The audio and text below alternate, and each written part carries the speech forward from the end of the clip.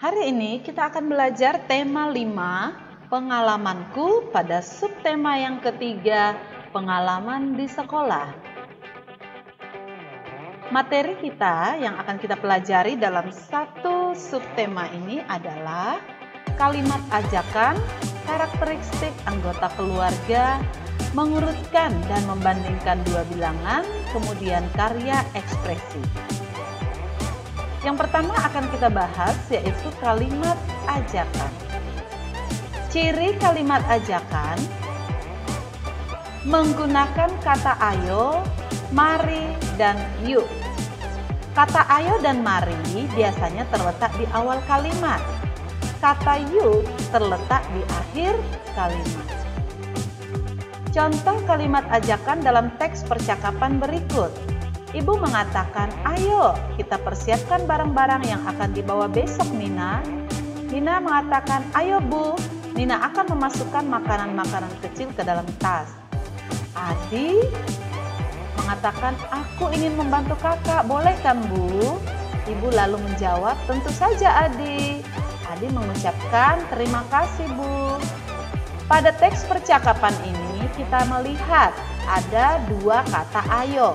Itu menandakan bahwa dalam teks percakapan ini kalimat ajakan ada pada kalimat yang diucapkan ibu.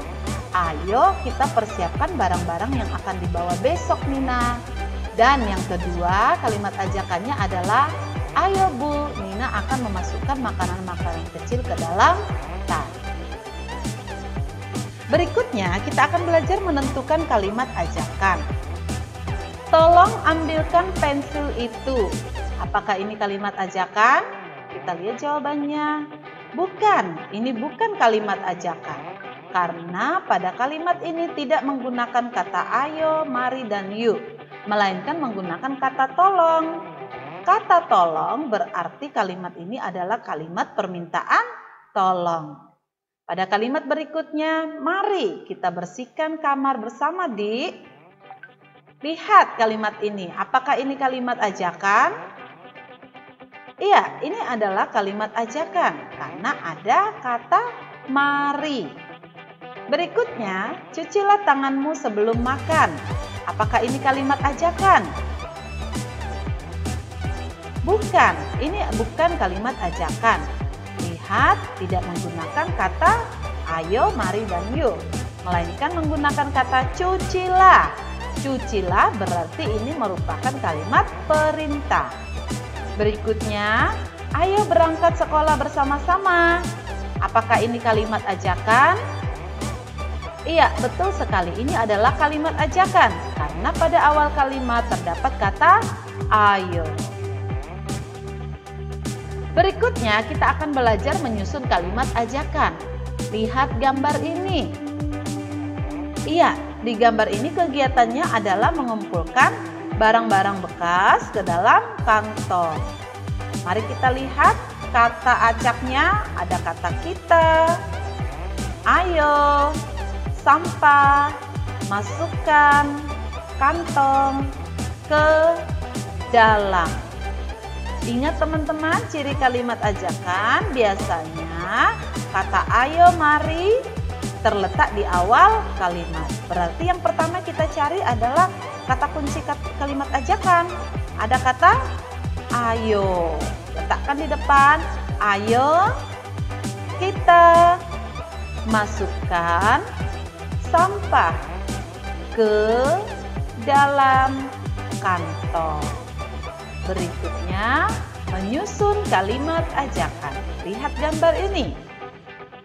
Wah, tomatnya sudah masak. Kira-kira kalimat ajakannya seperti apa? Kita lihat susunan kata acaknya. Ada kata petik, kita, mari, tomat-tomatnya. Cari kata kunci kalimat ajakannya. Mari kita petik tomat-tomatnya. Berikutnya, kita akan belajar melengkapi teks percakapan. Bacalah teks percakapan berikut, lengkapi dengan kata yang tersedia pada kotak di bawah. Pada kotak di bawah tersedia kata kita bersihkan, ada kata lani, dan ada kata kotor. Mari kita susun dalam teks percakapan. Terlebih dahulu kita baca teksnya. Lani, coba lihat, kaca jendela kelas sudah ... Nah, kata yang cocok adalah apakah kita bersihkan, lani, atau kotor? Iya, kata yang tepat adalah kata kotor. Kita ulangin lagi, Lani, coba lihat kaca jendela kelas sudah kotor. Lani menjawab, betul Del, ayo. Ayo apa teman-teman? Kita bersihkan atau Lani? Iya, jawabannya ayo kita bersihkan. Deli menjawab, ayo Lani, aku akan mengambil air dan lap.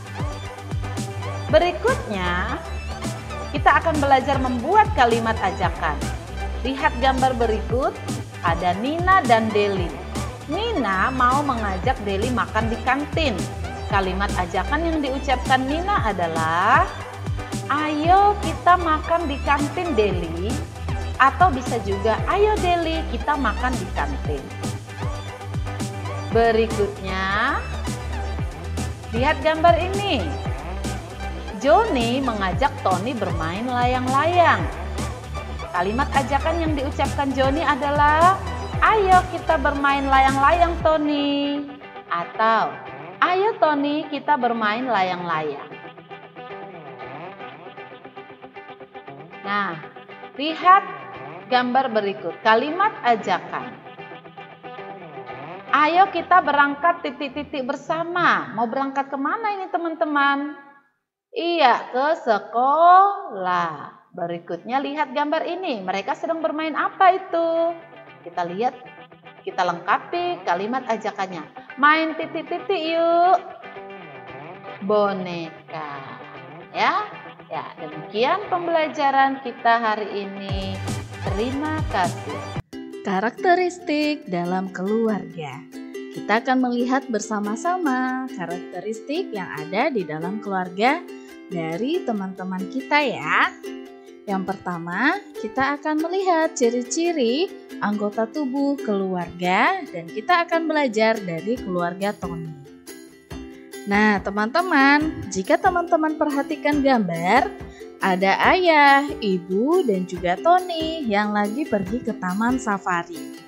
Jika teman-teman perhatikan, ayah Tony, ibu Tony, dan juga Tony memiliki ciri tubuh yang berbeda.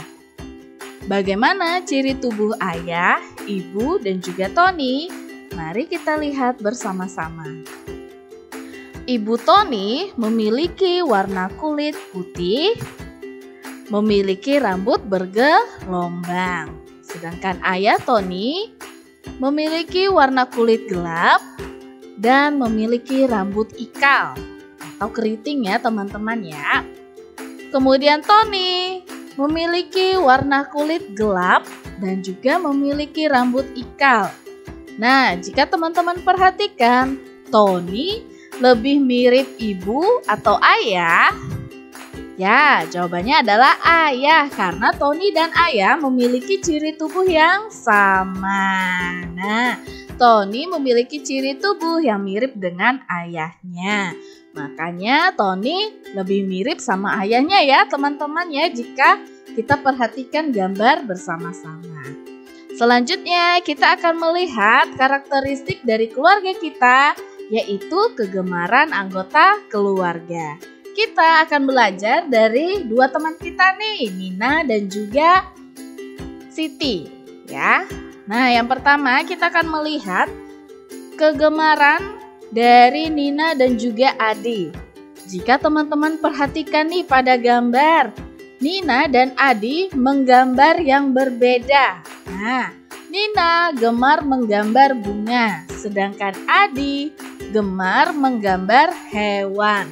Makanya jika teman-teman perhatikan, Nina menggambar bunga dan Adi menggambar wajahnya beruang ya. Nah, apakah kegemaranmu dan saudaramu berbeda?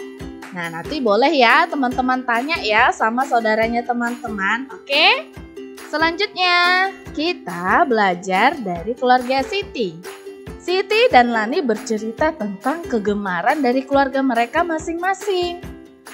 Siti bercerita bahwa ayah Siti suka bermain bola dan ibu Siti suka bermain bulu tangkis.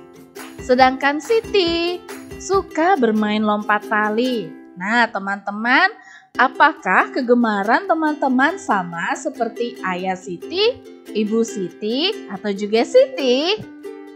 Nah, sekarang yang terakhir, kita akan melihat makanan kesukaan anggota keluarga.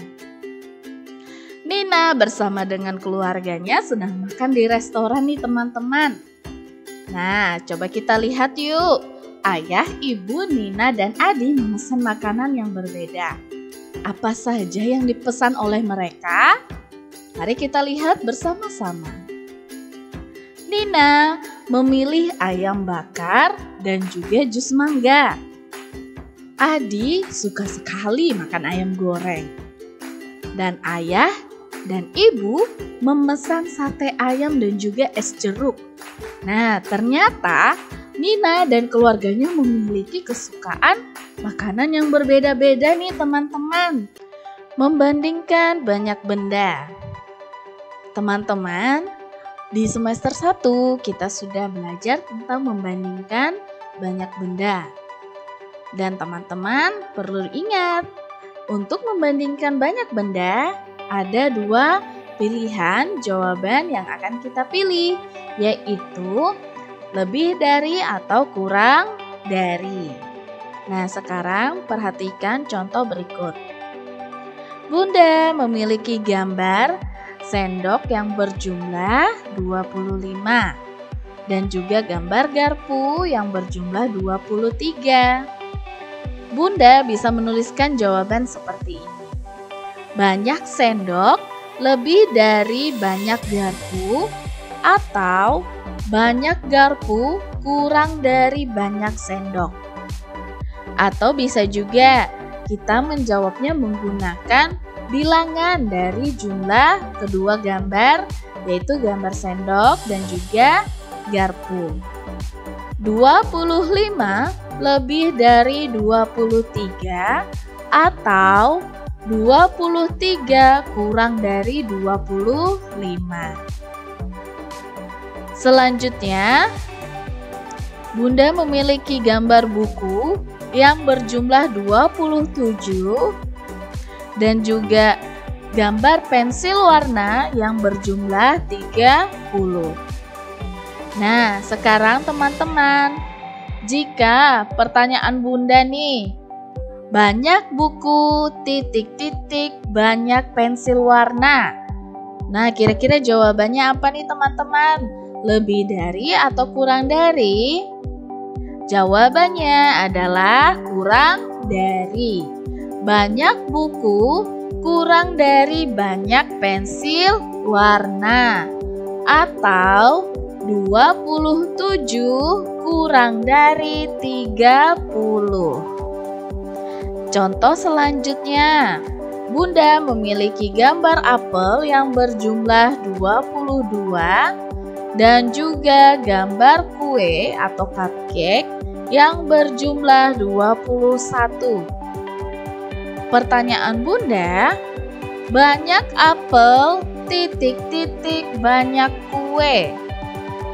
Jawabannya adalah lebih dari. Banyak apel lebih dari banyak kue, atau 22 lebih dari 21. Sekarang kita masuk ke dalam latihan soal.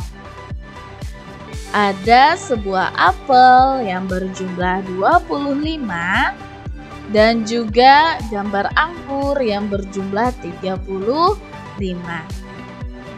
Pertanyaannya, banyak apel, titik-titik, banyak anggur. Teman-teman perhatikan dari jumlahnya. Ya, banyak apel kurang dari banyak anggur. Good. Atau 25 kurang dari 35. Latihan soal berikutnya.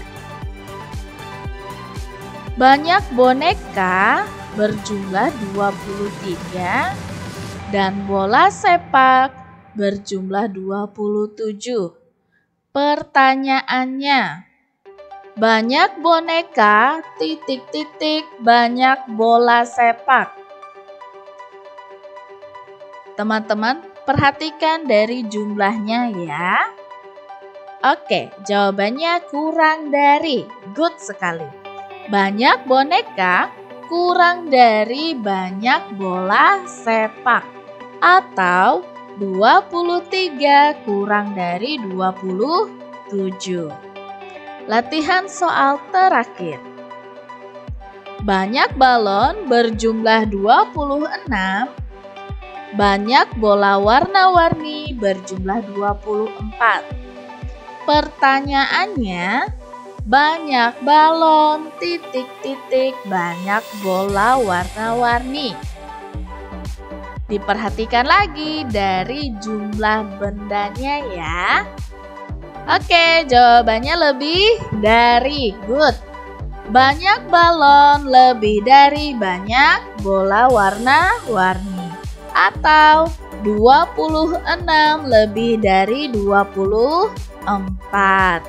Sekarang kita masuk ke materi berikutnya, yaitu mengurutkan bilangan. Nah, teman-teman, di semester 1 juga kita sudah belajar tentang mengurutkan bilangan. Nah, mengurutkan bilangan bisa dari banyak benda atau bilangan yang paling kecil atau yang jumlah bendanya paling sedikit, atau bisa juga kita mengurutkan dari jumlah benda yang paling banyak ke benda yang paling sedikit ya. Sekarang perhatikan contoh berikut ini ya teman-teman. Bunda memiliki 3 gambar dengan jumlah yang berbeda. Nah, gambar Bunda yang pertama adalah kelereng. Gambar pertama berjumlah 15, gambar kedua berjumlah 14, dan gambar yang ketiga berjumlah 17. Pertanyaannya, urutkan banyak benda dari yang paling sedikit. Nah, teman-teman masih ingat? Jika yang ditanya urutkan paling sedikit, berarti dari jumlah yang paling sedikit dulu bendanya ke jumlah benda yang paling banyak. Oke, good. Sekarang yang mana nih? 15, 14 atau 17? 14, 15, 17 ya. Selanjutnya, Bunda memiliki bilangan 36, 38, 40, 37, dan 39. Pertanyaannya, urutkan bilangan-bilangan berikut dari yang terbesar. Karena diminta dari yang terbesar, berarti dari jumlah yang paling banyak. Yang mana? 40, 39, 38, 37, dan 36. Nah, jika teman-teman perhatikan, dari yang terbesar ke menuju yang paling kecil jumlahnya ya. Oke, good. Selanjutnya, Bunda memiliki tumpukan buku berjumlah 30, 35, dan juga 26. Pertanyaannya, urutkan banyak benda dari yang paling sedikit dan paling banyak. Nah, sekarang kita urutkan dulu dari yang paling sedikit. Berdasarkan gambar, berapa jumlah yang paling sedikit? 26, 30, dan 35. Karena yang diminta urutkan dari yang paling sedikit, berarti 26 terlebih dahulu yang kita tulis, kemudian jumlahnya semakin naik hingga menuju ke 35 atau ke jumlah yang paling banyak.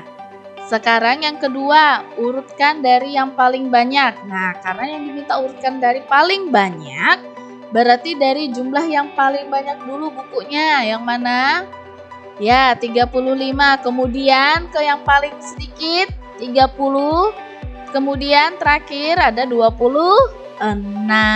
Ya, begitu ya teman-teman ya, kita mengurutkan bilangannya. Jadi kalau kita diminta nih dari urutkan yang paling sedikit, berarti dari jumlah yang paling sedikit dulu bendanya ya.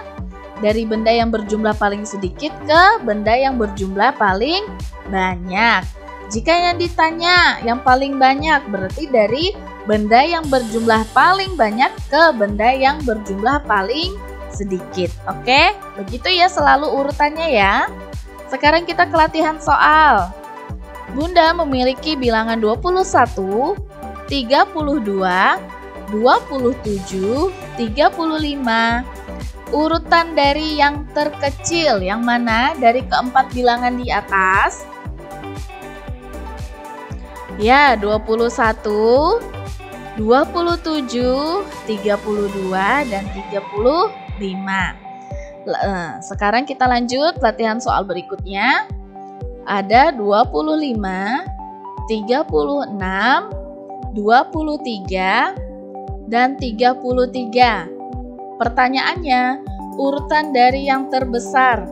Bilangan yang terbesar yang mana? 36, 33, 25, dan 23. Oke.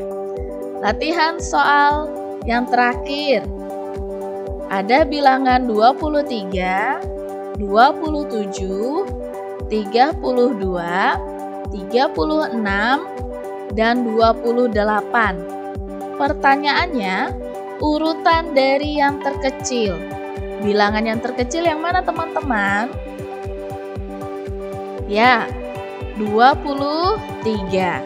Selanjutnya 27, 28, 32, dan 36.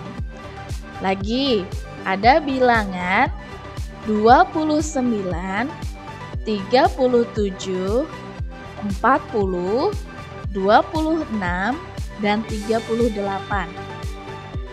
Urutan dari yang terbesar. Bilangan yang terbesar yang mana teman-teman? Oke, good. 40, 38, 37, 29, dan 26. Teman-teman silakan menyaksikan video pembelajaran ini lagi jika masih ada yang belum dimengerti atau teman-teman masih ada yang belum memahami ya. Berikutnya kita akan belajar tentang karya ekspresi. Karya ekspresi ada dua.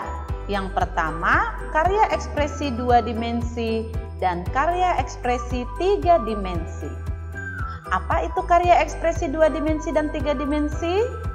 Mari kita belajar bersama. Karya ekspresi 2 dimensi adalah karya seni yang memiliki dimensi panjang dan lebar. Ingat, 2 dimensi memiliki panjang dan lebar. Sedangkan karya ekspresi 3 dimensi memiliki dimensi panjang, lebar, dan tinggi. Jadi ada 3 dimensi, panjang, lebar, dan tinggi. Lalu apa perbedaan? Yang paling mudah kita lihat pada karya dimensi 2 dimensi dan 3 dimensi.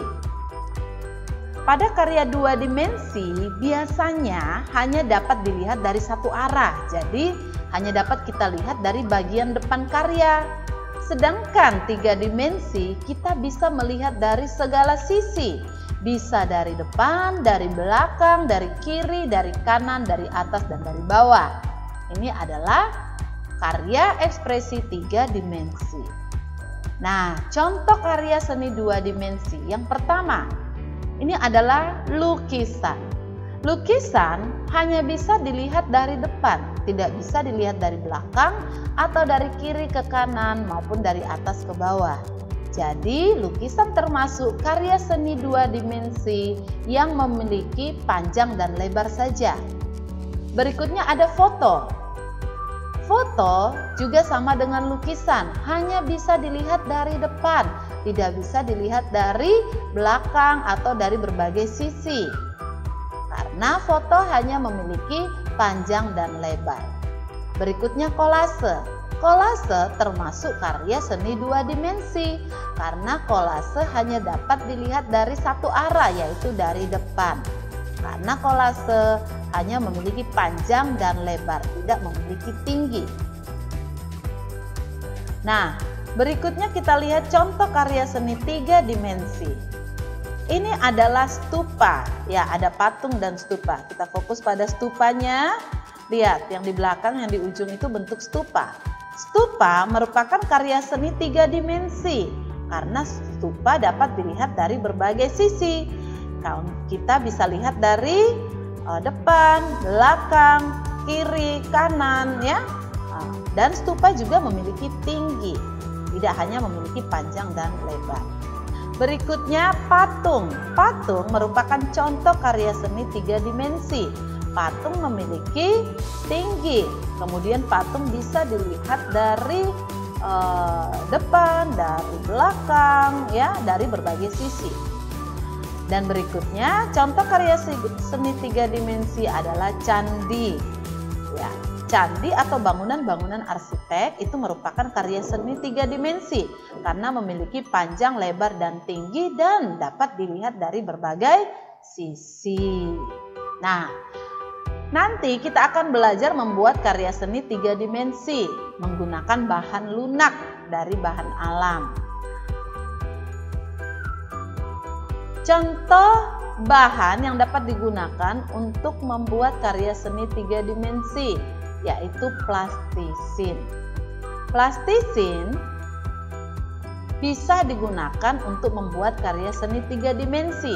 Caranya kita harus melunakkan dulu plastisinnya dengan cara diremas-remas atau dipukul-pukulkan ke lantai atau ke meja, ya. Berikutnya, jika sudah lunak, kita dapat membentuknya menjadi benda-benda yang kita inginkan. Misalnya, kita ingin membentuk menjadi bunga, menjadi hewan, menjadi mobil-mobilan atau mainan juga bisa.